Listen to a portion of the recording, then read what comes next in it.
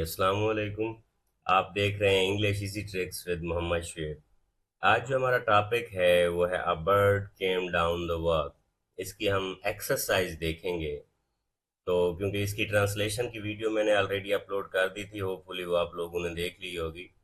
तो इसके सबसे पहले प्री रीडिंग क्वेश्चंस देखेंगे, उसके बाद इसके वाइल रीडिंग क्वेश्चन, ये सारी चीज़ें जितनी भी हैं तो ये हम देखते हैं पहले।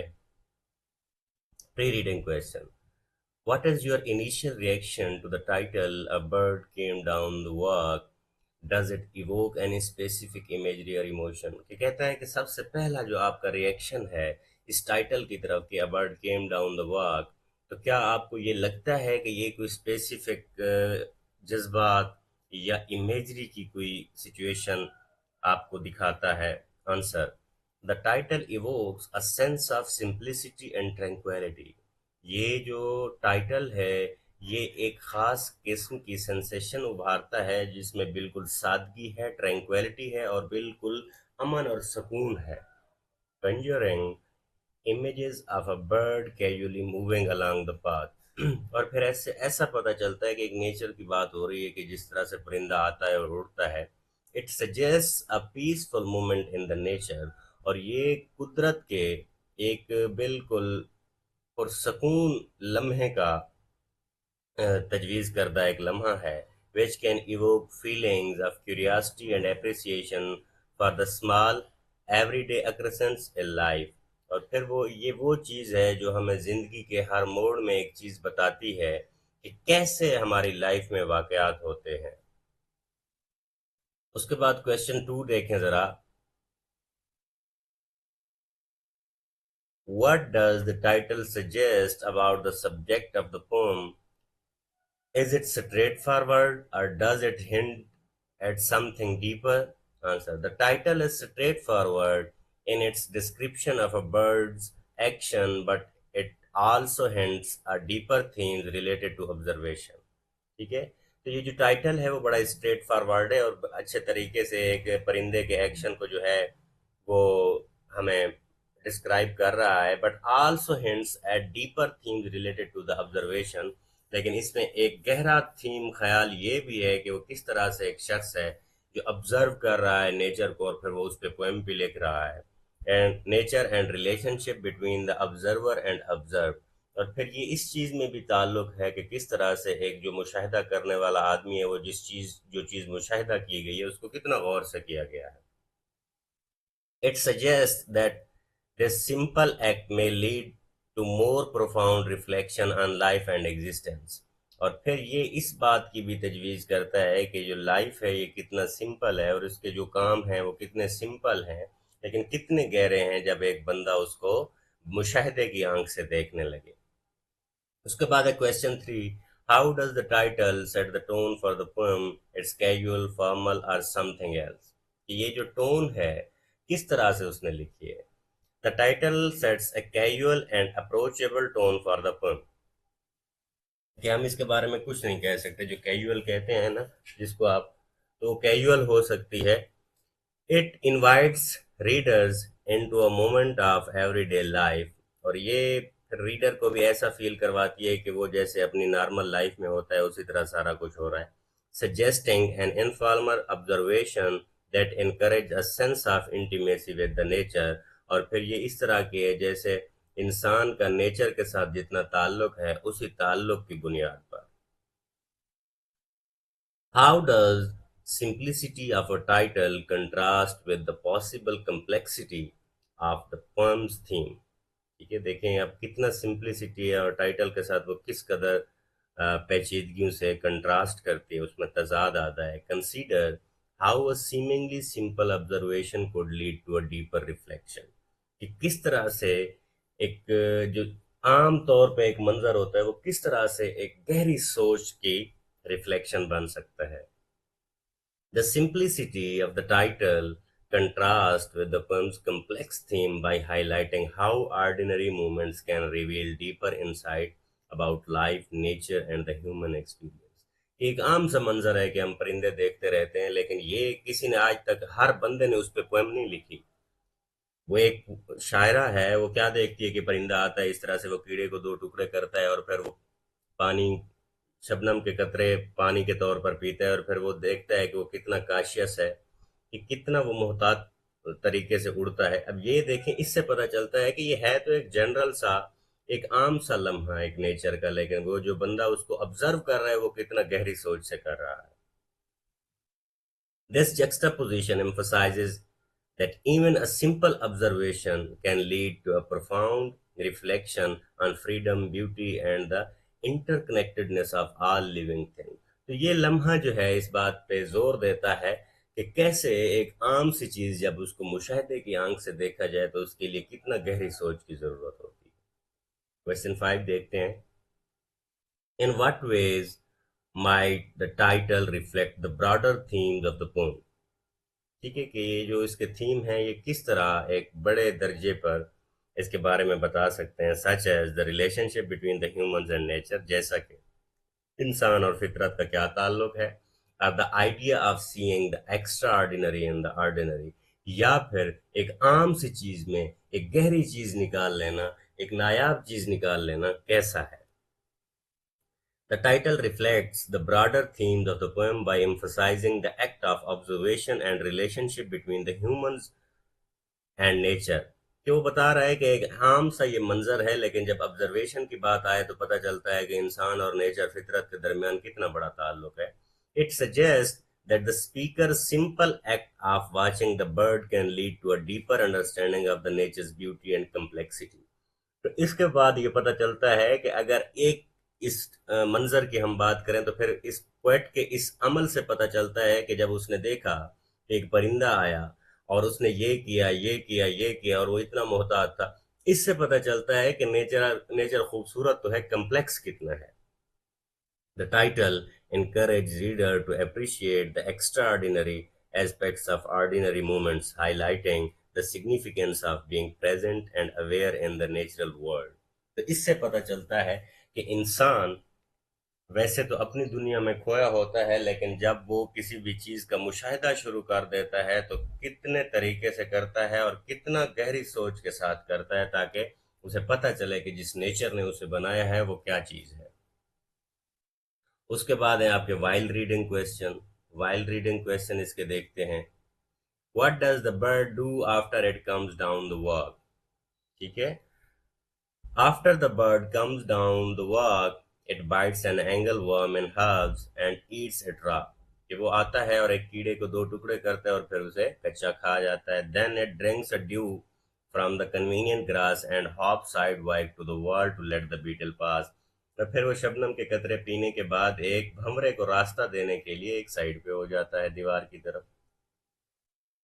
Question 2, how does the speaker interact with the bird? कि वो बर्ड के साथ, परिंदे के साथ कैसे इंटरेक्ट करता है। The speaker interacts with the bird by observing it without the bird's knowledge. ठीक है, कि वो उसको कैसे ऑब्जर्व कर रहा है, उसका मुशाहिदा विदाउट द बर्ड्स नॉलेज, उसे परिंदे का कोई इल्म नहीं है। Later the speaker offers a bird a crumb but the bird chooses to fly away instead of accepting the offering।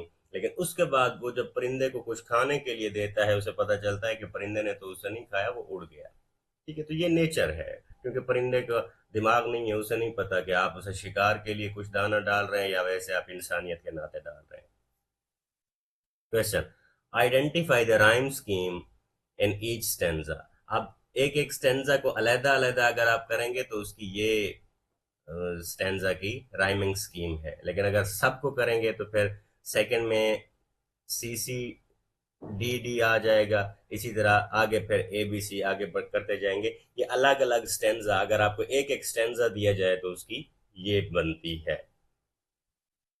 उसके बाद क्वेश्चन 4 है, how does the rhyme scheme contribute to the overall flow and rhyme rhythm of the poem?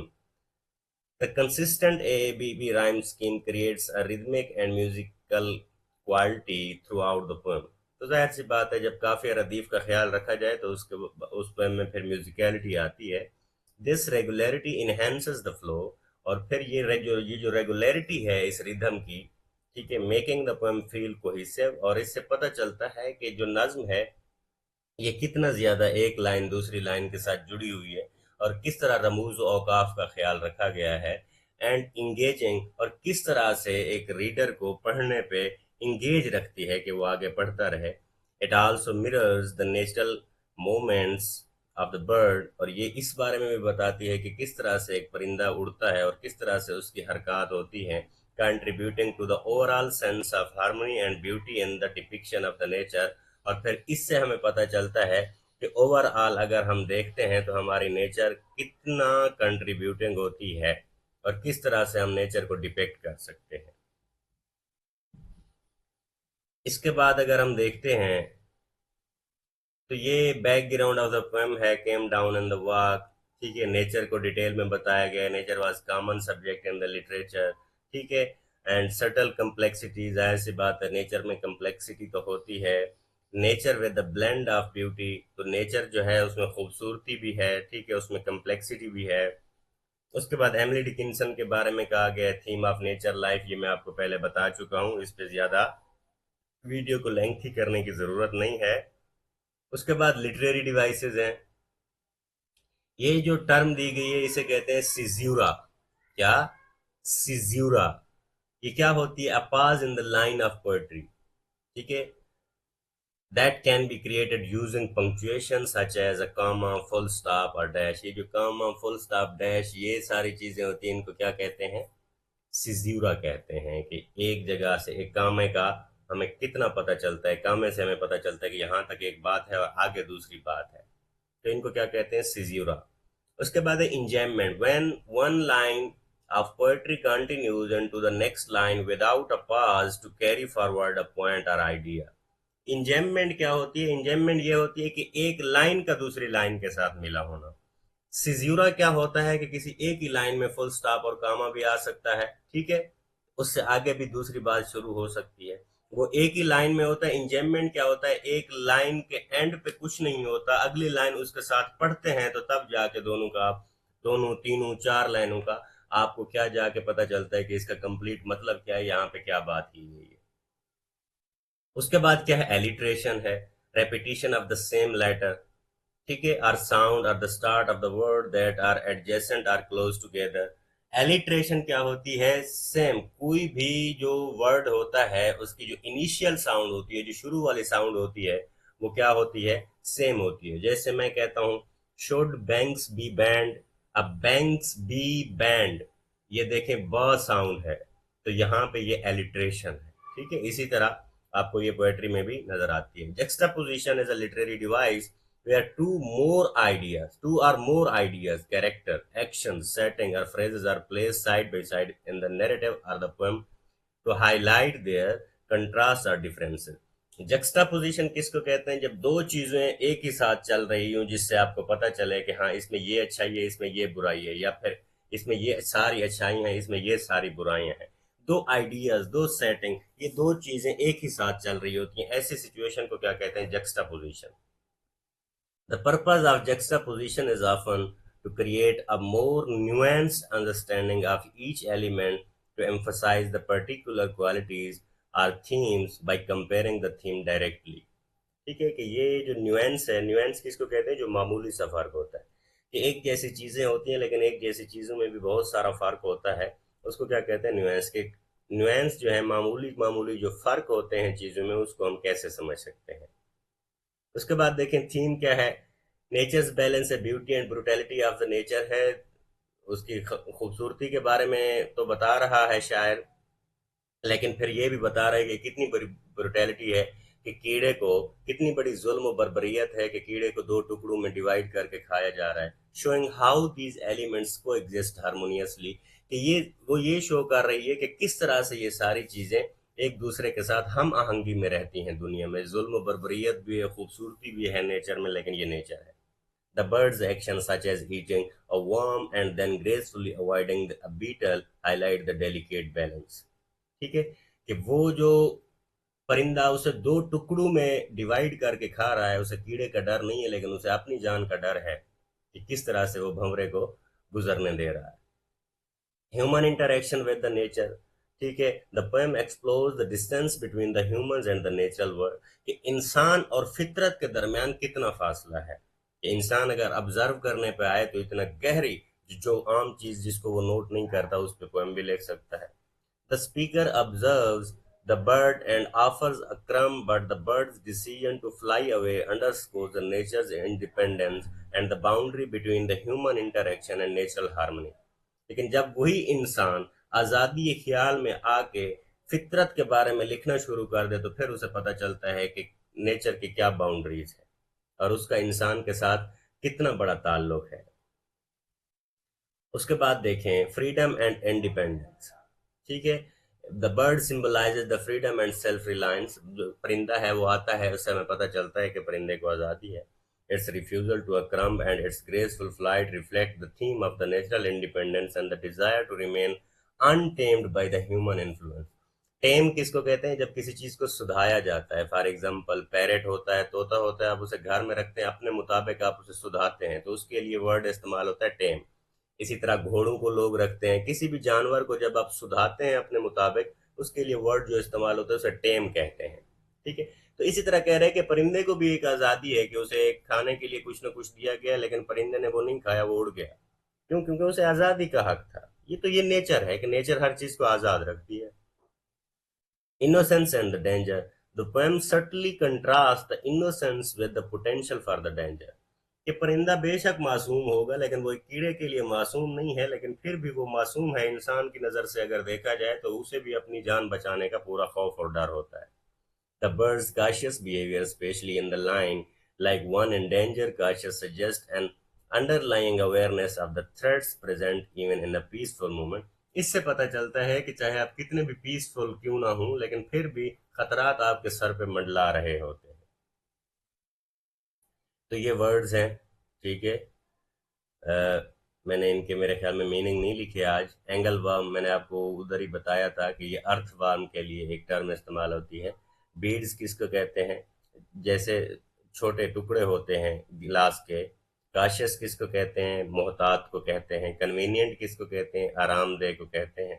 Due किसको कहते हैं? शबनम को कहते हैं। और किसको कहते हैं? मैंने आपको बताया था चप्पू, जिससे कश्तियां वगैरह चलाई जाती हैं। स्प्लैशलेस किसको कहते हैं? ये असल में आपको मैंने बताया था स्प्लैश था। ठीक है, an old fashion word meaning without splashing. ठीक है, सीम किसको कहते हैं? अलाइन, जब चप्पू को पानी में डाला जाए तो पानी जैसे एक लहर सी उठती है उसकी बात हो रही है। वेलवेट किसको कहते हैं? मखमल को कहते हैं।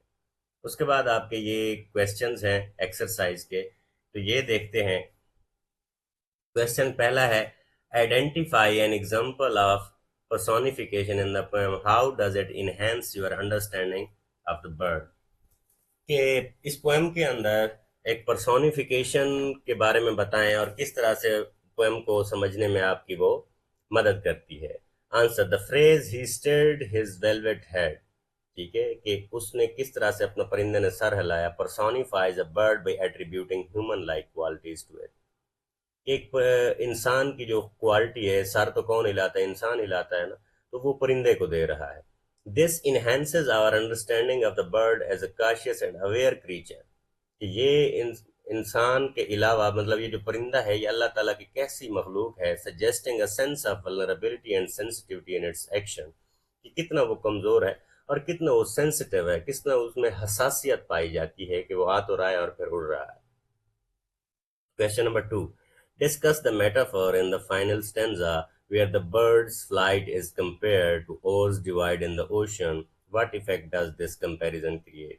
ये जो लाइन है इसमें क्या फर्क है और ये किस तरह का सेंसेशन आप पे डालती है? The metaphor oars divide the ocean compares the bird's flight to the smooth. कि वो हवा में कितना आसानी से उड़ता है। Effortless movement of the oars through the water. जिस तरह से चप्पू से हम कश्ती को आगे ले जाते हैं, उसी तरह हवा के थर्मल्स को भी चीरते हुए वही परिंदा जाता है, उसे नहीं लगता कि वो कोई एफर्ट कर रहा है। This comparison creates an image of grace and fluidity. तो ये उसकी ग्रेस की और फ्लूइडिटी की किस तरह से नेचर चलती रहती है को शो करता है। emphasizing the beauty and the ease of the bird's flight, suggesting that it moves through the air as naturally as oars glide through the water। किस तरह से परिंदा उड़ता है, जिस तरह से कश्ती चप्पू से चलती है, बगैर हमें फील नहीं होता, लेकिन चल वो उसी से रही होती। Question, find a simile in the poem and explain its significance in overall imagery. The simile, they look like frightened. तो ये आपको पता है एज और लाइक कहीं पे भी आ जाए तो ये हमारे लिए सिमिली की अलामत होते हैं।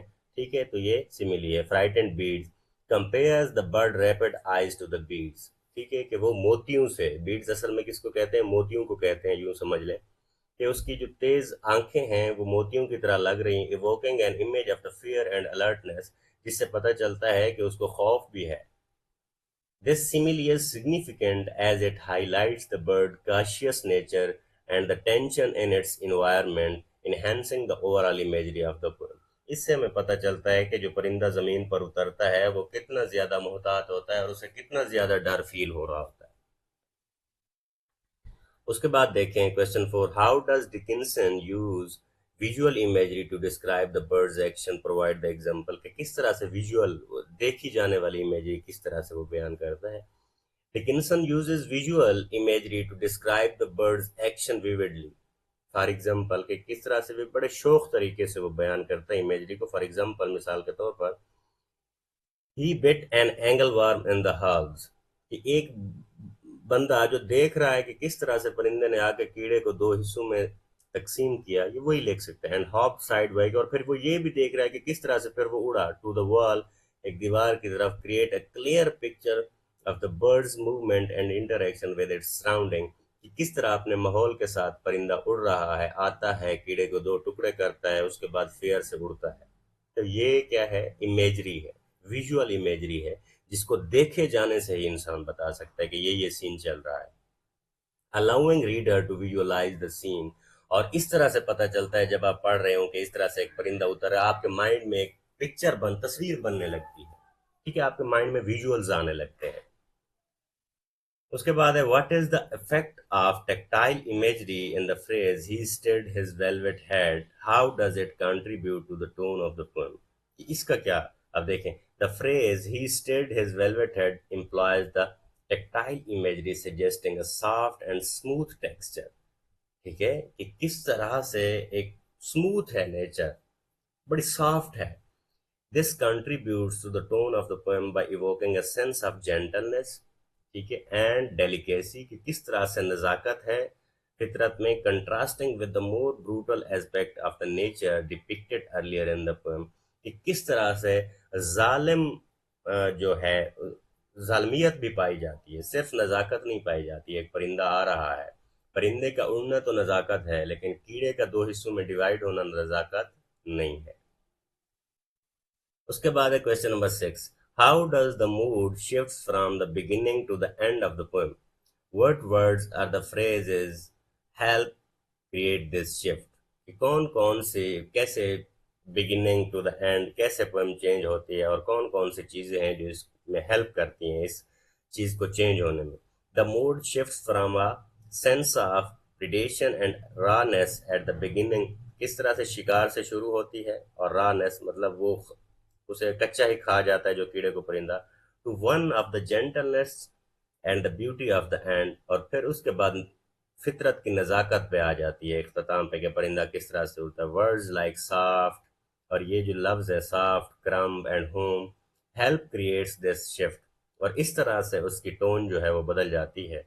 Moving from the bird's harsh action to a more serene and peaceful conclusion, कि जो परिंदा है, सबसे पहले जो हमारी पोएम है वो कहाँ से शुरू होती है, कि एक परिंदा आता है, वो कीड़े को दो टुकड़े करता है। ये देखें कितना जुल्म वाला ये एक सीन है। फिर आप देखते हैं कि किस तरह से प्यार से परिंदा उड़ता है, किस तरह से तितलियां स्प्लैश आके नहाती। तो ये सारी चीजें क्या है, एक सॉफ्ट कंक्लूजन है, एक पीसफुल कंक्लूजन है। Question number 7, what do you think Dickinson is trying to convey about the relationship between the humans and the nature? Support your answer with the evidence from the book। कि किस तरह से वो जो शायरा है, writer है, उसने किस तरह से इंसान का ताल्लुक नेचर से बनाया है। वो कहते हैं सपोर्ट करें वहीं से, और कोई लाइन दे के वहां से ही एविडेंस दें। Dickinson conveys a complex relationship between the humans and the nature. Dickinson क्या कहता है, इंसान और नेचर के दरमियान जो पेचीदगियां हैं वो बताता है, बताती है, suggesting both admiration and the sense of distance, जो दोनों की तारीफ करती है और फिर बताती है कि दोनों में फासला कितना है। The speaker observes the bird without its knowledge, कि वो परिंदे को ऑब्जर्व तो, मुशाहिदा तो कर रही है, लेकिन उसके नॉलेज के बगैर। indicating a separation that reflects how humans often watch nature without fully engaging with it, कि किस तरह से वो फुल्ली मुशाहिदा कर रही है और इतना गहरी गहरे मुशाहिदे के साथ वो फिर वो पोएम भी लिख देती है उस पे। This is supported by the line he did not know I saw. ठीक है, वो कहता है कि मैंने नहीं देखा कि उसने देखा। वो कहता है ना कि परिंदा जब आता है कि परिंदा देख रहा है, परिंदा इतने जुल्म से चल तो रहा है, परिंदा आके कीड़े के दो टुकड़े तो कर रहा है, लेकिन वो कहता है कि परिंदे को नहीं पता कि ये सारी चीजें एक शायरा भी देख रही है जिसने बाद में उस पे पूरी की पूरी पोएम लिख देनी है। ठीक है, आगे देखते हैं। Question number 9, how does the poem explore the concept of the natural beauty versus natural brutality, किस तरह से नजाकत है जो फितरत की या फिर बर्बरियत है। Give specific example from the text, के टेक्स्ट से एग्जांपल दें उसकी। अब देखें, the poem explores this concept through the contrasting images. जाहिर सी बात है, कंट्रास्ट पाया जाता है। कैसे? The birds act of eating the worm represents the natural brutality, कि ये नेचर की जो है जुल्म बर्बरियत बताता है। इसी तरह आप हरन को देख लें, जैसे जंगल में शेर खा जाता है, ये भी ब्रूटैलिटी है। While it's graceful flight and the imagery of the butterflies represent the natural beauty, लेकिन फिर ग्रेसफुली से जिस तरह ये उड़ता है और या फिर जिस तरह से वो तितलियों का जिक्र करता है, तो ये नेचर की ब्यूटी है, ये नेचुरल ब्यूटी है। This juxtaposition highlights the duality of the nature. ये जो अपोजिशन, जक्सटापोजिशन अभी हमने पढ़ा था कि दो अपोजिट आइडियाज को एक साथ लेके चलना, डुअलिटी ऑफ द नेचर, ये जो नेचर का दोहरापन है, वेयर ब्यूटी एंड ब्रूटैलिटी को एग्जिस्ट, जिसमें प्यार और जुल्म दोनों एक साथ रहते हैं। डुअलिटी ऑफ द नेचर क्या है? एक बात याद रखिएगा, खुदा ने ये जो दुनिया बनाई है ये डुअल नेचर पे बनाई है। पॉजिटिव है तो नेगेटिव है, सुबह है तो शाम है, दिन है तो रात है, तो ये सारी चीजें क्या है? डुअल नेचर पे हैं। अल्लाह ताला ने हर चीज पेयर्स में बनाई है। Question, what is the significance of the speaker observing the bird without a bird's knowledge, how does this affect the tone of the poem? The speaker observing the bird without its knowledge creates a tone of quiet contemplation and intimacy. intimacy किसको कहते हैं? कुर्बत को कहते हैं, करीब होने को कहते हैं। It emphasizes the theme of unnoticed beauty in the nature, कि किस तरह से इंसान, इतना जो खूबसूरती पाई जाती है फितरत पे, इंसान उसको ओवरलुक करता है। And the idea that life continues independently of the human observation, और फिर जो लाइफ है वो किस तरह से आज़ादाना चलती है, इंसान की जो मुशाहिदात होते हैं। Adding the depth to the poem's exploration of the relationship between the observer and the observe, कि जब इंसान ऑब्जर्व करने पे आ जाए तो किस तरह से वो एक कीड़े, एक तितली से लेकर के किस तरह से उसने शबनम के कतरे पिए, किस तरह से उसने कीड़े के दो टुकड़े किए, यहां तक भी गहरे मुशाहिदे से नोट करता है। आगे देखते हैं, ये क्वेश्चन हमारे पास हो गए। उसके बाद है, choose the correct option. What is the birds initial action when it comes down? It bytes an angle worm in the half. ये क्या करता है? कीड़े के दो टुकड़े करता है। How does the speaker describe the birds I like frightened beads? ठीक है, द फ्राइटेंड बीड्स की बात वो करता है। What does the bird do after the speaker offers it a crumb? Flies away, उड़ जाता है वो। ठीक है, the bird's flight is compare to. अच्छा, ये देखें, the bird flight it compare to leaves falling from a tree, waves crashing on the shore, oars dividing. तो ये ओवर्स डिवाइडिंग है, ये मैं लगाना भूल गया। ठीक है, तो ये सी इसका कर लीजिएगा। What is the tone of the poem? Calm and reflective, calm and reflective. आगे देखें, read the following sentence and identify the cause and effect. The bird hop sidewise to the wall to let the beetle pass. इसका cause क्या है? The bird hop the sideways to wall, और effect क्या है? Beetle was able to pass, ताकि वो भंवरा गुजर जाए। उसके बाद है, speaker offered a crumb to the bird. The speaker offered a crumb, ये काज है। इफेक्ट क्या था? द बर्ड रिसीव्ड द क्रम, लेकिन यहाँ पे रिसीव्ड मैंने लिख दिया है, लेकिन उसने रिसीव नहीं किया। फिर वो क्या, परिंदा क्या, उसने क्या किया? परिंदा ने, परिंदा उड़ गया। ठीक है, एंड द बर्ड फ्लाई, उधर उसने लिखा हुआ है कि उसने अनफोल्ड द feathers, ये बल्कि मैं चेंज कर देता हूँ, and the bird flew. ठीक है, परिंदा क्या हुआ, उड़ गया. उसके बाद देखें, read the following statements and identify whether each is a fact और एन ओपिनियन. फैक्ट क्या होता है, जो साइंटिफिक ट्रुथ होता है या जो हमेशा सेम होता है, और ओपिनियन क्या होती है, हर बंदे की डिफरेंट हो सकती है. The birds I look like frightened beads. ठीक है, तो ये ओपिनियन है. अब हर किसी को उस तरह नहीं लगती, लेकिन ये शायरा ने कह दिया है तो ये ओपिनियन है. The bird flight was graceful and beautiful. अब ये मेरे मुताबिक ओपिनियन है, लेकिन अगर आपको ये लगता हो कि ये सारी दुनिया के मुताबिक परिंदे का उड़ना उनको प्यारा लगता है, ग्रेसफुल लगता है, तो आप इसे फैक्ट भी लिख सकते हैं. आप इसे, और इसे जनरली कहा भी फैक्ट ही जाता है. ये मेरी ओपिनियन थी, मैंने लिख दिया, लेकिन आपने ये देख लेना है कि ये मोस्टली सिचुएशंस में फैक्ट ही होता है.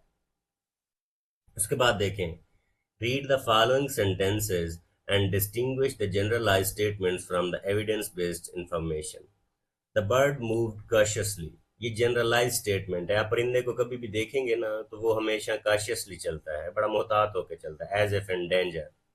ठीक है, एज इफ इन डेंजर. अब ये एविडेंस बेस्ड है.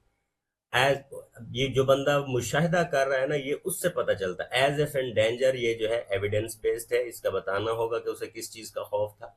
लेकिन जहां तक मैंने बर्ड मूड कॉशियसली हाईलाइट किया हुआ, ये जनरलाइज स्टेटमेंट है. और ये दोनों स्टेटमेंट्स हम जो पढ़ेंगे, इसमें एक जनरलाइज्ड आइडिया है और फिर एक एविडेंस बेस्ड है. आगे देखें, the bird's bit an angle worm in the hog. अब यहाँ पे देखें, एंगल वर्म लिख दिया गया है. ये हमारे पास जनरलाइज स्टेटमेंट नहीं हो सकती. हर कोई अर्थ वर्म या एंगल वर्म नहीं खाता हर परिंदा. अगर यहाँ पे सिर्फ कोई वार्म हो, कोई भी इंसेक्ट होता, वो हम कहते हैं कि हाँ परिंदे खाते हैं, लेकिन यहाँ पे एंगल वर्म लिखा हुआ है तो ये एविडेंस बेस्ड है. इसे हम जनरलाइज नहीं कर सकते. एंड एट द फेलोरा, और ये जनरलाइज स्टेटमेंट है. जाहिर सी बात है, कोई भी परिंदा कीड़े मकोड़े को पकाता नहीं है, वो वैसे ही खाता है. ठीक है, तो इन दोनों में एक हिस्सा जनरलाइज स्टेटमेंट का और एक एविडेंस बेस्ड है. होपफुली ये चीज आपको समझ आई होगी. Read the following statements and identify the explicit textual evidence from the poem that supports each one. अब देखें, the bird ate an angleworm raw. अब टेक्सचुअल एविडेंस देखें, ये मैंने वहीं से लाइनें उठाई हैं. he bit an angleworm in hog and ate the fellow raw. कि ये वहीं से पोएम से उठा के रेफरेंस देना है कि किस लाइन में इस बात का जिक्र हुआ है. the bird's eyes appeared frightened. ये कहाँ से टेक्सचुअल एविडेंस इसका, पोएम में लिखा गया, they looked like frightened beads. I thought he stirred his velvet head. तो ये पहली जो लाइन है, इसमें उसकी आंखों के बारे में बताया जा रहा है. उसके बाद देखें, read the following inference drawn from the poem, side specific line from the poem that support the. Inference क्या होता है कि वहीं पे सिचुएशन के मुताबिक किसी चीज का मतलब निकालना. ठीक है, तो कहते हैं कि इसका भी टेक्सचुअल रेफरेंस दे दें. The bird is cautious around the speaker. Sporting evidence क्या है, like one and danger cautious I offered him a crumb. ये जो लाइनें हैं, इस लाइन को सपोर्ट करती हैं. The bird prefers natural freedom to the human interaction. Supporting evidence क्या है, and he unrolled his feather and rowed him after home. कि उसने अपने पर फैलाया और वो उड़ गया. तो ये टेक्सचुअल एविडेंस है. उसके बाद देखें, explain how the textual evidence support each inference. Cautious bird, अब इसको एक्सप्लेन करना है. The bird glanced with rapid eyes. कि उसने बड़ी तेज आंखों से इधर उधर देखा. And acted like one in danger cautious, और इस तरह से वो उड़ा जैसे उसे खतरा हो, वो मोहतात था. It also hop sidewise to wall, और वो दीवार की तरफ हुआ, to let a beetle pass, ताकि एक भंवरा गुजर जाए. These details show the bird's alertness and the careful behaviour. कि कितना वो मोहतात था और कितना उसका जो बिहेवियर था वो कैसा था. Indicating that it is aware of potential threats in its environment. इससे पता चलता है कि एक परिंदा तक अगर देखा जाए तो वो भी अपने रहने वाले माहौल में उसे पता होता है कि कौन कौन से खतरात उसे लाहक हो सकते हैं. उसके बाद है नेचुरल फ्रीडम. इसकी एक्सप्लेनेशन देखें. The bird unrolled his feathers and moved after home. ठीक है, कि परिंदे ने क्या किया, अपने पंख फैलाए और वो उड़ा. Compare to the oars divide the ocean, और इस चीज को कंपेयर किया गया है कि किस तरह से चप्पू से चप्पू जो होते हैं वो समंदर को डिवाइड करते हैं, हालांकि ये होते नहीं है, ये आपको पता है शायरों की जबान होती है। The imagery of the butterflies leaping the plashless suggest ease, और ये किस तरह से देखें, ये जो नेचुरल फ्रीडम है कि किस तरह से छींटे उड़ाए बगैर तितलियां आती हैं, पानी पीती हैं। This imagery conveys the birds graceful and effortless flight, symbolising the sense of liberation. इस तरह देखें कि हर चीज को आजादी है। परिंदा आ रहा है नीचे, कीड़े के वो दो टुकड़े कर रहा है, उसको आजादी है, और फिर वो उसको एक बंदा खाने के लिए कुछ दे रहा है, क्रम्ब, वो फिर वो अनरोल्ड करता है फेदर्स को और वो उड़ जाता है, उसको भी आज़ादी है। इसी तरह तितलियां जाती हैं, वो भी छींटे उड़ाए बगैर पानी पीती हैं। तो ये कह रहा है कि नेचर ने हर चीज़ को आज़ादी दे रखी है, and harmony with the nature, और फिर नेचर के साथ उनकी हर चीज़ की हम आहंगी है, हाईलाइटिंग इट्स नेचुरल फ्रीडम। इससे पता चलता है कि नेचर ने हर चीज़ को फ्री रखा है। फिर ये आगे इंसान की मर्जी है कि वो किस चीज़ पे कितना पाबंदियां और कैद लगाता है। उसके बाद देखें ज़रा वोकेबलरी है, ग्रामर, वर्ड की डेनोटेटिव मीनिंग है और कॉनोटेटिव मीनिंग है। मैंने डेनोटेटिव और कॉनोटेटिव का ऑलरेडी बताया हुआ है कि इसे डी से याद रखें, डेनोटेटिव को। डी मीन डिक्शनरी मीनिंग, डेनोटेटिव का मतलब क्या होता है, डिक्शनरी मीनिंग। सी मीन कॉनोटेटिव या कॉन्टेक्सचुअल मीनिंग, सी से कॉनोटेटिव भी होता है, सी से कॉन्टेक्सचुअल भी होता है कि किस कॉन्टेक्स्ट में बात की गई है। ठीक है, तो अब देखते हैं। वेलवेट का अगर डेनोटेटिव मीनिंग देखें तो सॉफ्ट फैब्रिक को कहते हैं, लेकिन इसी तरह कॉनोटेटिव मीनिंग देखें तो लग्जरी एंड एलिगेंस को कहते हैं। कि कैसे ये वर्ड यूज किया गया है पोएम में, उसकी हम बात कर रहे हैं। काशियस को अगर देखें, careful to avoid the danger है, जो बंदा खतरात से बचता है। और फिर यहाँ पे कॉनोटेटिवली देखा जाए तो यहाँ पे बीइंग केयरफुल एंड वाइज, कि किस तरह से आपने उनसे बचना है। ग्लैंस को देख ले, लुक क्विकली होता है कि जैसे एक तायराना झलक से आप देखते हैं। फिर इसका कॉनोटेटिव मीनिंग क्या है, फ्लीटिंग अवेयरनेस और द क्यूरियोसिटी।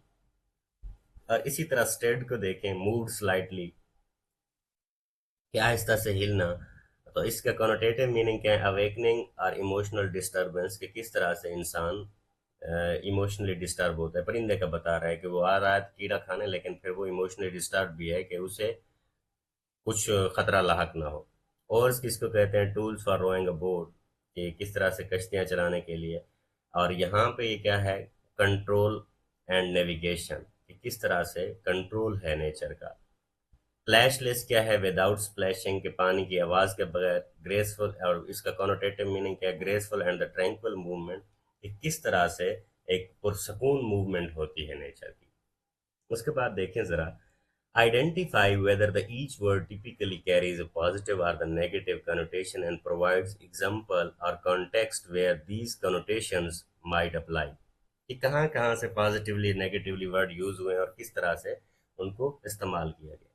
तो ये यहाँ पे मैंने वर्ड दिया है, यहाँ पे मैंने उसका पॉजिटिव कॉनोटेशन दिया है, यहाँ पे नेगेटिव कॉनोटेशन दिया है, और यहाँ पे एक पॉजिटिव एग्जांपल है और फिर नेगेटिव एग्जांपल है। तो ये इसी पैटर्न के थ्रू मैंने दिया है। देखें, glance, positive connotation, a quick look at that conveys interest और अफेक्शन। ठीक है, ठीक, एक तायराना झलक जब आप किसी चीज पे देखते हैं और वो चीज आपको प्यारी लगती है। नेगेटिव कनोटेशन क्या होती है, a brief look that suggests indifference और डिसमिसल, कि जो, और फिर इसका नेगेटिव मीनिंग ये भी है कि कोई चीज जब आपको हर चीज से बेनियाज कर देती है, कि आप किसी भी चीज को तायराना झलक देखते हैं, एक नजर देखते हैं और फिर आप कहते हैं बस इट्स ओके। ठीक है, और इसकी फर्स्ट पॉजिटिव एग्जांपल देखें, she gave him a loving glance making him smile. ठीक है, अब देखें स्माइल एक पॉजिटिव हो गया। He shot her cold glance indicating disapproval, cold glance वही हो गई, तो ये नेगेटिव है, और वही वाली चीज ऊपर देखें पॉजिटिव है। ग्लाइड को देखें, to move smoothly and effortlessly, कि आसानी से चलना। और नेगेटिव देखें, टू मूव विदाउट कंट्रोल और रेकलेसली, कि बगैर किसी कंट्रोल के चलना। इसका ऊपर वाला सेंटेंस देखें, द ईगल ग्लाइडेड ग्रेसफुली, कि किस तरह से ग्रेसफुली से वो उड़ता है। और इसी का नेगेटिव कनोटेशन में एग्जांपल देखें, the skateboarder glide down the hill carelessly, कि जो उड़ने वाले होते हैं कि किस तरह से वो नीचे गिरा और केयरलेसली। ठीक है, feathers, soft and beautiful covering, अगर आप देखा जाए तो। अब इसका नेगेटिव देखें, एसोसिएटेड विद द मेसीनेस, कि किस तरह से वो घने होते हैं, जो पर होते हैं परिंदों के। The peacock displayed it's colourful feathers, कि मोर ने अपने जो कलरफुल पंख थे वो दिखाए। नेगेटिव अगर देखें, feathers from the pillow were everywhere, कि जो जो महंगे तकिए होते हैं ना, महंगे तकिए कुशंस, वो इन्हीं फेदर से बनाए जाते हैं। तो वो कह रहा है कि जो पिलो था, एक तकिया था, उसके फेदर जो थे हर जगह फैले हुए थे। उसके बाद देखें, compare each pair of the word that have similar basic definitions but evoke the different feeling और ideas. Discuss the different nuances. Nuance किसको कहते हैं? मामूली से डिफरेंस को कहते हैं। मैं इसको आपको बहुत सारी इसकी एग्जांपल देता हूँ अभी। Each word carries and how these nuances affect the tone and interpretation when used in the various context. Nuance को जरा समझने की कोशिश करें। नुएंस कहते हैं मामूली से फर्क, एक जैसी चीजों में मामूली से फर्क को। देखें, दो वर्ड होते हैं। मैं कहता हूँ फेट है, ये भी किस्मत को कहते हैं, फॉर्चून है, ये भी किस्मत को कहते हैं। इनमें फर्क क्या है? फेट होता है जब कोई चीज बुरी वाकई हो जाए, जो आपके कंट्रोल में ना हो। फॉर्चून क्या होता है? गुड लक को कहते हैं। ठीक है, अब इनमें ये फर्क है। एक क्या होता है, मोस्टली नेगेटिव के लिए यूज होता है, फेट नेगेटिव के लिए मोस्टली यूज होता है, और इसी तरह पॉजिटिव के लिए फॉर्चून यूज होता है। इसे कहते हैं न्यूएंस। एक ही जैसे वर्ड्स में जो मामूली सा डिफरेंस होता है, इसे नुएंस कहते हैं। इसी तरह आप हेयर देख लें या फिर रैबिट देख लें। रैबिट भी खरगोश को कहते हैं, हेयर भी खरगोश को कहते हैं। रैबिट जो होता है वो खरगोश होता है जो घरों में पाला जाता है, हेयर होता है जो जंगली होता है। तो इसी तरह हर वर्ड में क्या होता है, चाहे उनके एक जैसे मीनिंग हो। जिस तरह आप देखें, बहन भाई हैं, एक ही माँ बाप की औलाद है, हर बहन भाई की आदतों में कुछ ना कुछ फर्क है। इसे न्यूएंस कहते हैं, कि एक जैसी चीजों में मामूली सा डिफरेंट। यहाँ पे ऐसा नहीं है कि आप दो अपोजिट चीजों को एक दूसरे के सामने ला दें और कहें कि न्यूएंस नहीं। एक ही जैसी चीजों के दौरान दरमियान जो मामूली सा फर्क होता है, उसे क्या कहते हैं? न्यूएंस कहते हैं। अब देखें, ग्लैंस किसको कहते हैं? A quick casual look. और स्टेयर किसको कहते हैं? अ प्रोलॉन्ग्ड फिक्स्ड लुक। वो कैजुअल होती है और ये क्या होती है? प्रोलॉन्ग्ड होती है। मतलब दोनों का देखना है। Nuance meaning a glance suggests the interest or the curiosity and is often seen as polite or friendly. While जो glance होती है suggest करती है कि इसे हमेशा politely और friendly तरीके से देखा जाता है। While a stare implies the fixation or scrutiny often perceived as the rude or invasive. कि जो स्टेयर है इसको हमेशा नेगेटिव लिया जाता है और ग्लांस को पॉजिटिव लिया जाता है, ये फर्क है। Glide versus slide. ग्लाइड किसको कहते हैं? To move smoothly and effortlessly, के आराम आहिस्ता से चलना। स्लाइड किसको कहते हैं? To move in more abrupt और अनकंट्रोल्ड मैनर, ये अनकंट्रोल्ड मैनर में होता है। अब देखें इनमें फर्क क्या है। Glide evokes the grace and elegance, suggesting beauty and movement. इसमें जो मूवमेंट में होती है वो ब्यूटी होती है। Whereas slide can imply some clumsiness. क्लमसीनेस किसको कहते हैं? अनाड़ीपन को कहते हैं। और लैक ऑफ कंट्रोल, जिसमें कंट्रोल ना हो। यही मामूली से डिफरेंस होते हैं इनमें। Cautious versus paranoid. काशियस कहते हैं careful and prudent behaviour to avoid the danger, एक शख्स जो मोहतात होता है खतरे से बचने के लिए। पैरानॉइड किसको कहते हैं? एन एक्सेसिव और irrational fear leading to the distrust, ये बहुत ज्यादा फेयर होता है, बहुत ज्यादा जहनी तौर पे अजियतपन को कहते हैं। अब इसी में नुएंसेस क्या है? Cautious behaviour is viewed positively as wise and responsible, ये वाइज और रेस्पॉन्सिबल होता है। While paranoid behaviour suggest the irrationality and the excessive fear, इसमें बहुत ज्यादा फियर होता है जिसकी कोई रीजन ही नहीं होती। ठीक है, तो ये इन दोनों में, काशियस और पैरानॉइड में फर्क है। तो ये न्यूएंस किसको कहते हैं? ग्लैंस और स्टेयर में मामूली सा जो डिफरेंस है, ग्लैंस ग्लाइड और स्लाइड में जो है, काशियस और पैरानॉइड में जो मामूली सा डिफरेंस है, इसे क्या कहते हैं? न्यूएंस। उसके बाद देखें, read the following sentences from the poem, use the context provided in the sentence and surrounding line to infer the meaning of the underline word. आपने क्या करना है, उसे जो वेलवेट किया गया है उसके बारे में कॉन्टेक्चुअल रेफरेंस देना है उसका। He stirred his velvet head. The word velvet suggests a soft, smooth texture, often associated with the luxury or comfort. ये मामूली, ये जो वर्ड है ये बिल्कुल स्मूथनेस के बारे में बताता है, और इसे ज्यादातर किस चीज के साथ? पुरसकून माहौल के साथ इसे मिलाया जाता है, मुनासबत दी जाती है। इनफर्ड मीनिंग देखें इसके, जेंटल और विम्सिकल कैरेक्टर। कि एक जेंटल कैरेक्टर की बात हो रही है, वो हम एक खास स्पेसिफिक सिचुएशन के लिए वो वर्ड वहां पे यूज कर रहा है। और इसी तरह and then hop sidewise to wall to let the beetle pass. अब hop sidewise indicates the playful movement, कि एक प्लेफुल हरकत के जरिए एक साइड से दूसरी। और इसी तरह इनफर्ड मीनिंग इसके क्या होते हैं, politeness and the consideration for the nature. अब इसमें नेचर की नज़ाकत आ गई, ठीक है। उसके बाद देखें how did the context of each sentence help you to determine the meaning of the word और द फ्रेज। ये मैंने स्लाइड पे लिखा हुआ है, कंटेक्चुअल इन्फ्लुएंस ऑन मीनिंग। ठीक है, देखें आप इसको आगे कर सकते हैं, क्योंकि फिर ऑडियंस के कमेंट आते हैं कि सर आप हर चीज पढ़ाया करें। ठीक है, जिसको ये नहीं पढ़ना वो आगे कर सकता है वीडियो को। The context of each sentence provided clues about the tone and imagery associated with the words or the phrases। ठीक है, हर लफ्ज का एक अलग मकसद होता है कि किस कॉन्टेक्स्ट में उसे यूज किया गया है। For example velvet evokes the softness. अब वेलवेट जो है वो नरमी के लिए इस्तेमाल होता है, सजेस्टिंग अ जेंटल कैरेक्टर, जिससे पता चलता है कि जिस कैरेक्टर के बारे में हम ये वर्ड यूज कर रहे हैं वो बहुत ही जेंटल है। While the action of the hot sidewalk implies the playfulness and the consideration, indicating a respectful attitude toward the nature, और हॉट साइडवाइज ये नेचर से रिलेट कर दिया गया है। इसी तरह these contextual elements help clarify the intended meaning beyond the literal definition of the word। इस तरह से हमें पता चलता है कि कोई भी लफ्ज कहीं पे भी अगर इस्तेमाल किया गया उसके डिफरेंट मीनिंग कैसे होते हैं। अब देखिए importance of the position and function. अब देखें कंसीडरिंग अ वर्ड्स पोजीशन और function in a sentence is crucial for understanding its meaning because. अब देखें कहाँ पे आप कॉन्टेक्स्ट में, ये आपको वो वजूहात बताई गई हैं। अ कंटेक्चुअल क्लू, किस कॉन्टेक्स्ट में वो वर्ड यूज किया गया है, तब जाके उसके मीनिंग आपको क्लियर होते हैं। इसी तरह ग्रामेटिकल रूल, कि कैसे वो वर्ड्स फंक्शन जैसे नाउन एडजेक्टिव वर्ब कैसे वो कर रहा है और किस तरह से वो इन्फ्लुएंस कर रहा है। उसके बाद वो टोन और इमोशन है, कि किस लहजे में बोला गया है लफ्ज, ये ज्यादा मैटर करता है। कहते हैं ना कि मैं बातें भूल भी जाऊं तो लहजे याद रखता हूँ, असल में जो होता है वो आपका लहजा होता है कि किस लहजे में बात की गई है। उसके बाद देखें why is it important to consider the word position और function in a sentence when trying to understand the meaning.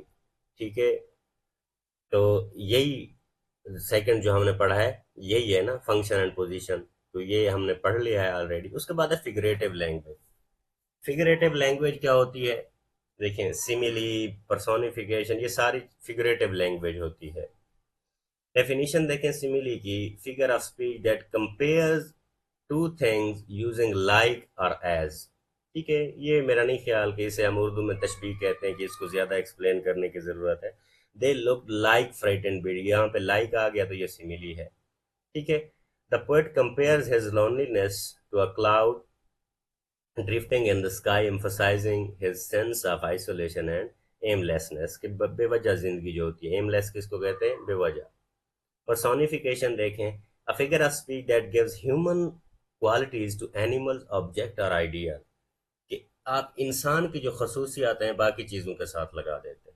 He stirred his velvet आई, कि सर हिलाना तो इंसान की खासियत है लेकिन उसने एक परिंदे के साथ जोड़ दी। इसी तरह इमेजरी देख लें, इमेजरी सिंपल इमेज से निकला है, कि जब आपके माइंड में तस्वीर बनती है। अब देखें descriptive language that appeals to senses. Senses कौन कौन सी हैं, जो फाइव सेंसेस है हमारी, विजुअल है, टच है, हेयरिंग है, ठीक है, स्मेल है, ये सारी हमें क्या बनाती हैं, ये सेंसेस है। And creates a mental image, जिससे आपके माइंड में एक इमेज बनती है। He bit an angle worm in the halves and ate the fellow raw. अब देखिए ये एक विजुअल इमेजरी है। फिर इमेजरी की टाइप्स हैं, ये आगे आएंगी कहीं पे, मेरे ख्याल में एमसीक्यूज में है। ठीक है, कोई भी आपके फाइव सेंसेस को जो चीज अपील कर रही होती है वो इमेज होती है, इमेजरी होती है। फिर वही इमेज अगर आपके माइंड में बन रही है तो उसे आप इमेजरी कह देते हैं। सिंबलिज्म देखें, a literary device where an object person or situation represents something beyond the literal meaning, कि आप करते तो कोई और चीज वर्ड यूज है लेकिन वो होता किसी और चीज के लिए, इसे कहते हैं सिंबलिज्म। अब देखें the bird's flight at the end of the poem. The bird's graceful, untroubled flight symbolizes the freedom and seamless natural world। कि वो उड़ तो गया, बात उड़ने की हो रही है, लेकिन अगर देखा जाए तो उसके प्रोफाउंड मीनिंग में, उसके गहरे मानी को अगर मुतालिया किया जाए तो वो फ्रीडम की बात कर रहा है। तो ये होता है सिंबलिज्म। उसके बाद है यूफेमिज्म एंड ऑक्सीमोरोन। यूफेमिज्म किसको कहते हैं? यूफेमिज्म इज अ माइल्ड, कि आप बहुत जो तल्ख बात होती है उसे आप मीठे अल्फाज में शीरीनी घोल के कैसे करते हैं। इसकी मैं आपको एग्जांपल देता हूँ। देखिए, आपके घर में मेहमान आते हैं, आप उनके लिए खाना बनाते हैं, लेकिन आप मेहमानों को कभी ये नहीं कह सकते कि आ जाएं दस्तरखान पे खाना निगले। हालांकि आपके मेहमान ने खाना निगलना होता है, उसके हल्क से नीचे उतरना होता है, लेकिन आप मेहमान को ये नहीं कह सकते आओ भाई खाना निगलो। वो कहेगा कि भाई कैसी बात कर रहा है। आप इसी चीज को आप क्या कह देते हैं कि आ जाइए जी खाना खाइए या खाना ताम फरमाए, तो इसको वो कोई माइंड नहीं करता। देखें, अगर आप किसी को कहें ना आप जानवर हैं, तो वो नाराज हो जाता है। आप किसी को कहें आप शेर हैं, तो वही खुश हो जाता है, हालांकि शेर भी जानवर है। तो इस तरह से तल्ख बात को आप उसे नर्म करके कहते हैं कि अगले बंदे को फील ना हो, इसे कहते हैं यूफेमिज्म। अब देखिए, यूफेमिज्म इज अ माइल्ड और इनडायरेक्ट वर्ड और expression substituted for one considered be too harsh or blunt when referring something unpleasant or embarrassing।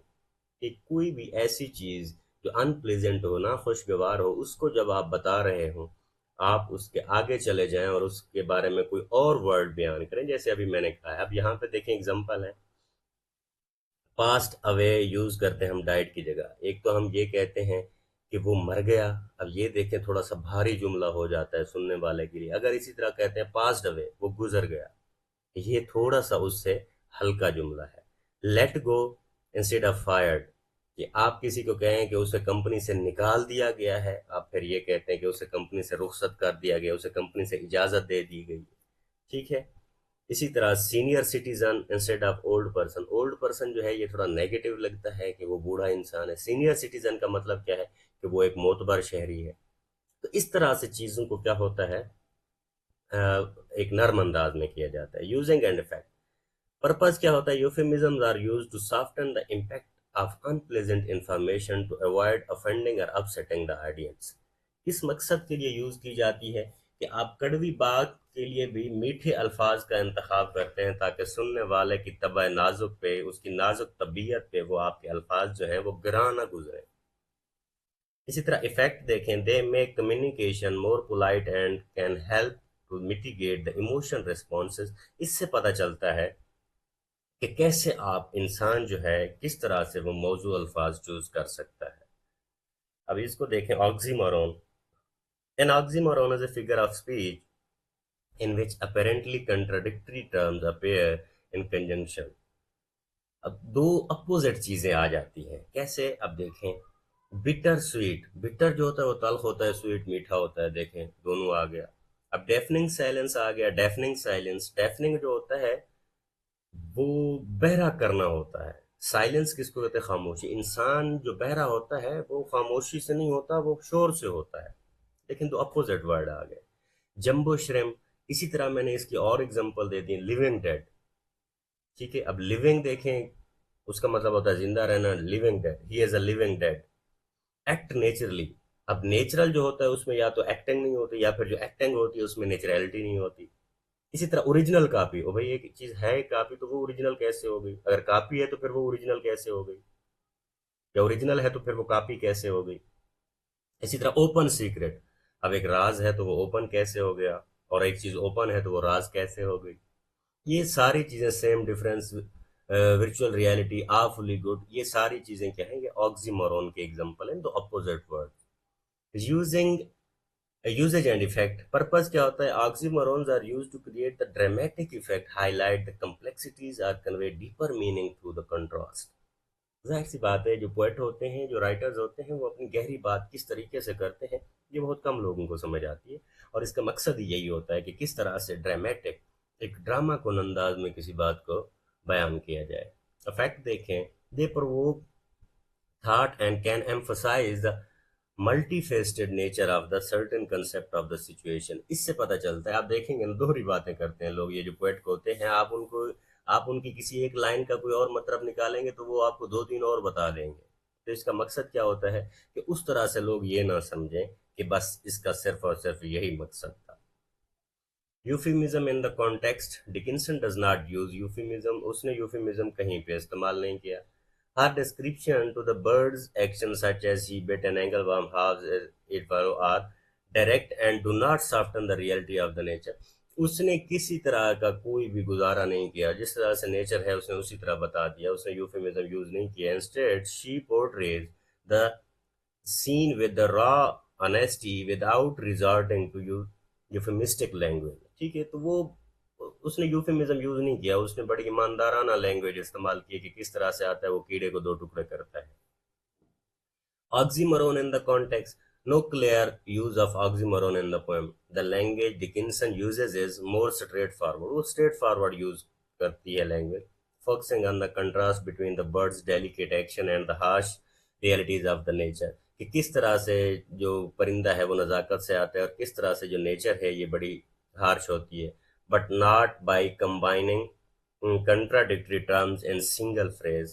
तो उसने कोई इस तरह का वो नहीं किया, उसने जहमत नहीं की है कि वो ये चीज़ें यूज करें. Instead she uses other literary devices such as simile, metaphor and personification to convey her themes. ठीक है, उसके बाद देखें, read the following lines from the Emily Dickinson's poem A Bird Came Down the Walk and choose the correct option. The best identifies the type of the imagery or the figurative language used in each.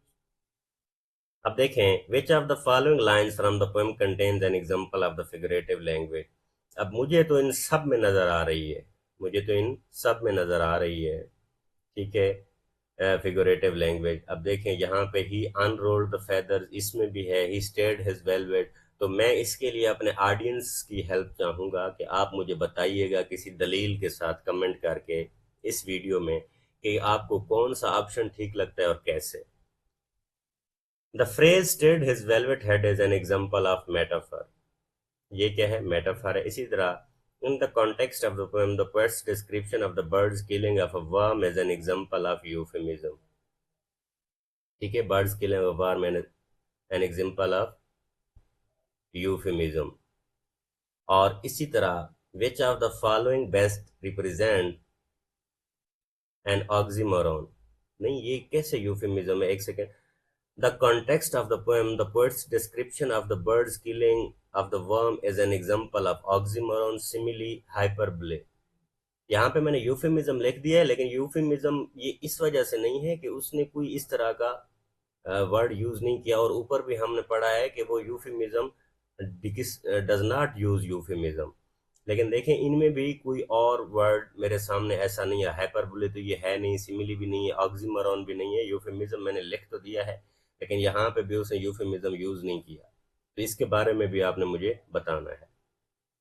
इसी तरह which of the following best represent an oxymoron even not explicitly used in the poem.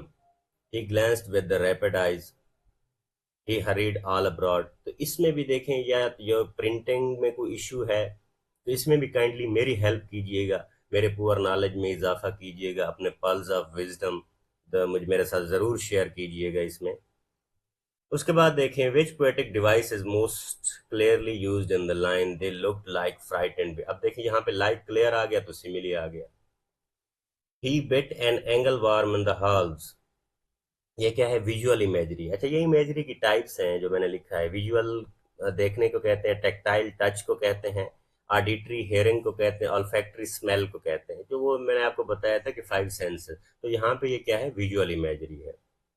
उसके बाद देखें, butterflies of banks of noon leap plashless as they swim. ये क्या है, which figurative speech is used, personification. ठीक है, कि butterflies के साथ कौन सी इंसान की कोई ना कोई खूबी एसोसिएट कर दी गई है. And then hop sidewise to the wall and what type of imagery is used here, visual imagery. ठीक है, गस्टेटरी इमेजरी भी होती है जिसे टेस्ट को कहते हैं, लेकिन यहाँ पे क्या है, विजुअल इमेजरी इसका आंसर है. उसके बाद देखें, कंपाउंड प्रेपोजिशन. कंपाउंड ऐसी चीज को कहते हैं जो दो चीजों से मिलकर बनी हो. ठीक है, is also called complex or double preposition is formed by prefixing a simple preposition with another word. एक सिंपल preposition के साथ एक दूसरा वर्ड आप लगा देते हैं, जैसे in, be, under, with. ठीक है, अब देखें, it acts as a single unit and usually one word. अब देखें तो ये सारे एक एक सिंगल वर्ड हैं but not a phrase. It functions as a preposition and shows a relationship between a noun, pronoun and another word in sentence such as direction, time, place, cause, manner। तो यहाँ पे आपको शायद ये चीज clear ना हुई हो, मैं आगे आपको बताता हूँ। देखें प्रेपोजिशन क्या है, टू, इसके साथ प्रीफिक्स एन लगा दिया गया, एन टू। अब ये दो वर्ड हो गए ना, ये कंपाउंड प्रेपोजिशन हो गया। तो दो चीजों से मिलकर जो चीज बनती है उसे कंपाउंड कहते हैं। इसी तरह कंपाउंड नाउन होता है टूथ ब्रश, क्लास रूम, तो ये कंपाउंड नाउन है। ठीक है, इसी तरह व्हाइट बोर्ड, दो अल्फाज से मिलकर बने हैं, तो ये सारी चीजें क्या होती हैं, वो कंपाउंड नाउन होते हैं। लेकिन अभी हम कंपाउंड प्रेपोजिशन पढ़ रहे हैं। इन्हीं के सेंटेंस भी लिखे गए हैं, the child ran into room. तो मेरा नहीं ख्याल कि इसको मजीद, अब देखें मैं सिर्फ ये बता देता हूँ, विद इन दो है, विद आउट दो प्रेपोजिशन, दो वर्ड के साथ मिलके बनेगी ये preposition. Beside, underneath, beneath, behind, तो ये दो वर्ड से मिलके बनी है, तो ये हमारे पास क्या है, कंपाउंड प्रेपोजिशन। उसके बाद देखें, read each sentence carefully and choose the correct answer that identifies or correctly uses a compound preposition. Which of the following is compound onto, into, sorry, ठीक है। choose the sentence that correctly uses the compound preposition। onto इसमें आया, इसमें खाली at आया है, इसमें by आया है और इसमें over आया है, तो यहाँ पे हमारे पास onto है। और इसी तरह what is the meaning of the compound preposition within this sentence? You must complete the work within 2 days, inside the limit, within 2 days की बात हो रही है। ठीक है, अब इसके बाद देखें, select the sentence that contains two compound preposition. Compound prepositions को मैंने रेड कर दिया है।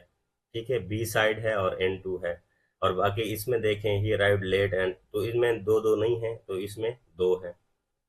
इसके बाद देखें, which of the following is not compound preposition, during.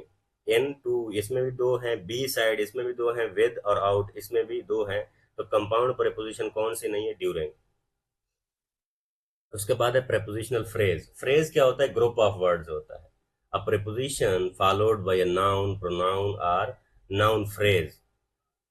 ठीक है, तो the object of the preposition, या तो फिर ये प्रेपोजिशन का ऑब्जेक्ट भी होता है। ठीक है, तो क्योंकि ये फर्स्ट ईयर में हम डिस्कशन कर रहे हैं, तो मेरा नहीं ख्याल कि इस वीडियो को मैं मजीद लेंथी करूं इन बातों पे डिस्कस करके। ठीक है, आप इसका स्ट्रक्चर देख लें। सबसे पहले प्रेपोजिशन होती है, उसके बाद ऑब्जेक्ट ऑफ द प्रेपोजिशन होता है। जैसे before the meeting, before preposition है, द आर्टिकल है, मीटिंग नाउन है हमारे पास। आगे इसी पर सेंटेंस में यही चीज यूज हुई है, we should discuss the plan before the meeting. अब ये टाइम के लिए यूज हो रही है, वही चीज आपको क्या पता लोकेशन के लिए भी यूज हो सकती है, जैसे इन द पार्क, ये लोकेशन के लिए यूज हो रही है। और इसी तरह डायरेक्शन को देख लें, टू द स्टोर, जब आप डायरेक्शन बताते हैं वही चीज होती है कि आप किसके लिए यूज कर रहे हैं। इसी तरह काज, बिकॉज ऑफ द रेन, वही चीज वजह के लिए भी इस्तेमाल होती है। जितने भी प्रेपोजिशनल होते हैं जब इस तरह यूज होते हैं, अगर वो टाइम के लिए यूज हुआ, लोकेशन के लिए, डायरेक्शन के लिए, काज के लिए, मैनर के लिए, तो हमारे पास एडवर्ब बन जाता है। वही प्रेपोजिशनल फ्रेज क्या बन जाता है, एडवर्ब फ्रेज बन जाता है। क्यों? क्योंकि उस वक्त वो वर्ब के बारे में बता रहा होता है। ठीक है, इसी तरह इसके बारे में मैं यहाँ एक्सप्लेन नहीं करूंगा, क्योंकि अगले चैप्टर में जब आएगी तो मजीद मैं आपको बताऊंगा कि प्रेपोजिशनल फ्रेज कैसे एज एन एडजेक्टिव और कैसे as an adverb phrase use होता है, या इसी चैप्टर में भी आया तो मैं बता दूंगा। तो ये प्रेपोजिशन है, बाय द हैंड, कंडीशन है, in case of fire, in the event of an emergency. ठीक है, तो ये सारी चीजें प्रेपोजिशनल फ्रेज हैं। यूजेज इन द सेंटेंस, अब देखें, ये देखें एजेक्ट, हाँ बल्कि आ गया इसी में ही, एडजेक्टिव फ्रेज आ गया। These prepositional phrase describe the nouns. अब देखें, बुक क्या है, जो अंडरलाइन मैंने किया हुआ है, इस वर्ड को देखना है, और फिर जिसको मैंने हाईलाइट किया हुआ है उसको देखना है। बुक क्या है, नाउन है ना। ऑन द शेल्फ, सबसे पहले तो हमारे पास क्या है, प्रेपोजिशनल फ्रेज है। प्रेपोजिशनल फ्रेज के बारे में ये चीज याद रखनी है कि या तो वो एज एन एडजेक्टाइवल फ्रेज यूज होता है, या जिसे एडजेक्टिव फ्रेज भी कहते हैं या एडजेक्टाइवल भी कहते हैं, या फिर एन एडवर्ब फ्रेज या एडवर्बियल फ्रेज भी यूज होता है। अब यहाँ पे आपने वो बात समझनी है, the book on the shelf is interesting. देखें, तो बुक है ना, वो नाउन है। जो बुक है वो क्या है, वो नाउन है। ऑन द शेल्फ किस चीज के बारे में बता रहा है, बुक के बारे में। जब वो नाउन के बारे में बता रहा है तो वही चीज हमारे पास एडजेक्टिव हो जाती है। अब इसी तरह दूसरे सेंटेंस को देखें, बॉय, बॉय क्या है, नाउन है। With the red hat, with the red hat किसके बारे में बता रहा है? बॉय के बारे में, तो ये भी क्या है? एडजेक्टिव फ्रेज है। अब इसी के बरअक्स नेक्स्ट सेंटेंस में देखें, शी सैंग विद जॉय। अब सैंग क्या है? ये वर्ब है। जब यही विद जॉय क्या है? प्रेपोजिशनल फ्रेज तो है।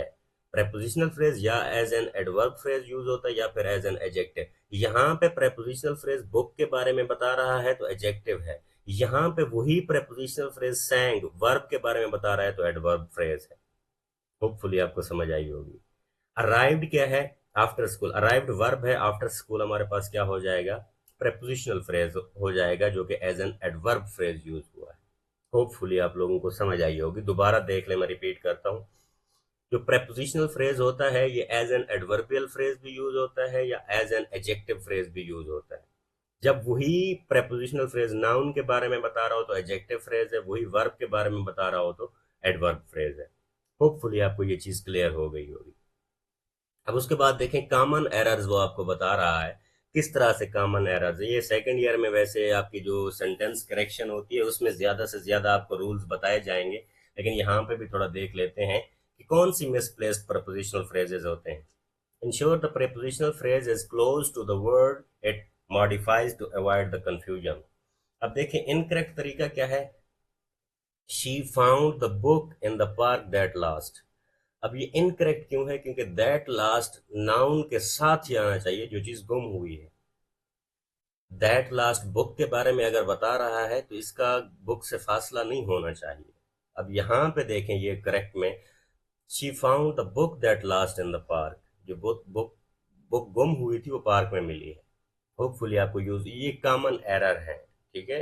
अब देखें पार्क अगर आ गया, दैट लास्ट पार्क के बारे में बता रहे जो पार्क गुम हो गई थी, तो ये कॉमन सेंस भी अपील नहीं करता इस चीज को, ये मिसप्लेस्ड एरर है।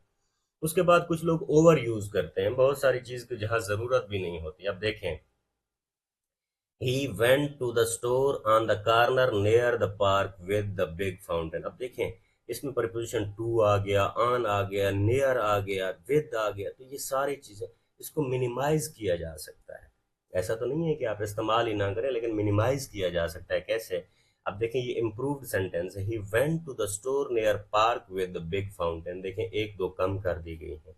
तो आपने क्या करना होता है? ब्रेविटी दिखानी होती है। ब्रेविटी किसको कहते हैं? इख्तसार को कहते हैं कि आप कितनी बड़ी बात कितने कम अल्फाज में करते हैं। तो आपने ज्यादा अल्फाज इस्तेमाल नहीं करने होते।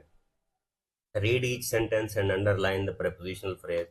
इसमें prepositional फ्रेज आपने बताना है। इन द जार यहाँ पे एज एन एडजेक्टिव यूज हुआ है। क्यों? क्योंकि कुकीज नाउन है, नाउन के बारे में बता रहा है। इस तरह स्पोक क्या है? वर्ब है। विद कॉन्फिडेंस यहाँ पे एडवर्ब फ्रेज हो गया। और यहाँ पे देखें ड्रोव भी वर्ब है, थ्रू द सिटी ये भी एडवर्ब हो गया। डॉग क्या है? नाउन है। बिहाइंड द फेंस फिर ये यहाँ पे क्या हो गया? एडजेक्टिव फ्रेज हो गया। लेफ्ट क्या है? वर्ब है।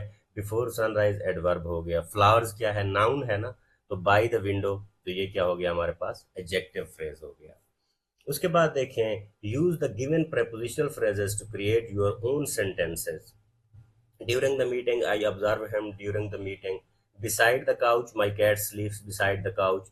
Without a doubt, I can say without a doubt that he will qualify the exam. Before the concert, we had our dinner before the concert. Near the river, we used to sit near the river in the evening. Over the hill, we saw an aeroplane over the hill। तो यहाँ पे देखिए ये oral communication है, ये आपको teacher बताएंगे class में कि किस तरह से ओरली आपने प्रेजेंट करना है। उसके बाद आपकी समरी राइटिंग है। समरी राइटिंग क्या होती है? कंसाइज वर्जन होता है, उसी चीज को आप 1/3 कल लिख देते हैं। आपका जो 100 अल्फाज की अगर कोई टेक्स्ट दिया गया है, आपने उसकी समरी लिखनी होगी तो वो 33 वर्ड में होनी चाहिए। 1.3 1/3। ठीक है। 33 का ये मतलब नहीं है कि वो 34 भी नहीं हो सकते, वो 32 भी नहीं हो सकते। इसका मतलब है 5% प्लस और माइनस हो सकता है। समरी राइटिंग के लिए थॉरो रीडिंग करनी है, पहले आपने जो टेक्स्ट दिया गया है। उसके बाद फिर आउटलाइनिंग करनी है, मेकिंग नोट्स की उसमें कौन कौन सी चीजें फोकस करने वाली हैं। उसके बाद कंबाइनिंग योर ओन नोट, जिसे हम ड्राफ्टिंग कहते हैं, कि आपने अपने नोट्स बनाने हैं कि वो कितने एक दूसरे के साथ कनेक्टेड हैं, जो नोट्स आप बना रहे हैं, आइडियाज मिले हुए हों। उसके बाद रिव्यू करना है, इंश्योर एक्यूरेसी। उसके बाद आपने एक्यूरेसी इंश्योर करनी है। उसके बाद देखें राइट ए समरी, तो ये मैंने ऑन स्लाइड दी हुई है, इसको मैं पढ़ूंगा नहीं क्यों? क्योंकि बहुत ज्यादा लेंथी हो नहीं हो रही है आज वीडियो। ये समरी है। ठीक है। तो ये मैं बस 5 सेकंड रोकूंगा, जिसने रोकनी हो इधर से देख लीजिएगा। तो ये हमारी समरी यहाँ पे क्लियर हो गई। उसके बाद देखें क्या है, critical appreciation and literary critic. तो ये भी मैंने क्या लिखा हुआ है, तो ये भी ऑन स्लाइड है, ये भी देख लें, ये क्रिटिक लिखी हुई है आपकी। ठीक है, पहले beautiful aspect of the nature बताए गए हैं, फिर threatening aspect of the nature बताए गए हैं। ये क्या है, नेचर है। ये डुअलिटी ऑफ द नेचर है कि किस तरह से उसमें फितरतन खूबसूरती भी पाई जाती है और ब्रुटैलिटी भी पाई जाती है। उसके बाद आपका कंक्लूजन है, यहाँ पे आप ये इसको आइडिया के लिए पढ़ सकते हैं, आइडिया लेने के लिए। हाँ, तो यही सारी चीजें यहाँ फिर आगे डिटेल में बताई गई हैं। तो यहाँ पे हमारा ये चैप्टर आगे खत्म होता है। आज की वीडियो बहुत लेंथी हो गई, लेकिन होपफुली कोई भी चीज मैंने छोड़ी नहीं है। तो आपको अगर लगता हो कि मजीद वीडियोस को किसी भी तरह से इम्प्रूव किया जा सकता है तो काइंडली जरूर कमेंट करें। Thank you so much.